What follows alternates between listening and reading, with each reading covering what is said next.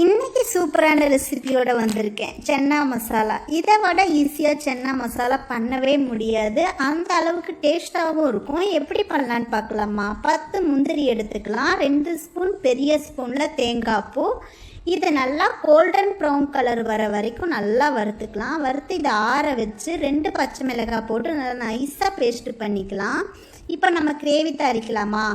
எண்ணெய் சூடானதுக்கப்புறமா ஒரு பெரிய வெங்காயம் போட்டு நல்லா வதக்கிக்கலாம். வெங்காயம் கலர் சேஞ்ச் ஆனதுக்கப்புறமா 1/2 ஸ்பூன் இஞ்சி பூண்டு பேஸ்ட்டு பச்சை வாசனை போனதுக்கப்புறம் 2 தக்காளி பழம் அரைச்சி வச்சுருக்கேன். தக்காளி பேஸ்ட்டையும் போட்டு 1 ஸ்பூன் பெரிய ஸ்பூனில் மல்லித்தூள், 3/4 ஸ்பூன் மிளகாய்த்தூள், கரம் மசாலா, ஜீரகத்தூள் 1/2 ஸ்பூன், 1/4 ஸ்பூன் மஞ்சத்தூள், கல் உப்பு தேவையான அளவுக்கு போட்டு இது நல்லா வதக்கிக்கலாம். எண்ணெய் பிரிஞ்சு வரப்போ நம்ம தேங்காய் பேஸ்ட்டையும் போட்டு 2 செகண்ட் நல்லா வதக்கிட்டு நான் ஆல்ரெடி 8 ஹவர் ஊற வச்சு 4 விசில் விட்டு வச்சுருக்கேன். சுண்டல் உப்பு போட்டு இப்போ சுண்டல் தண்ணியோடு ஊற்றிக்கலாம்.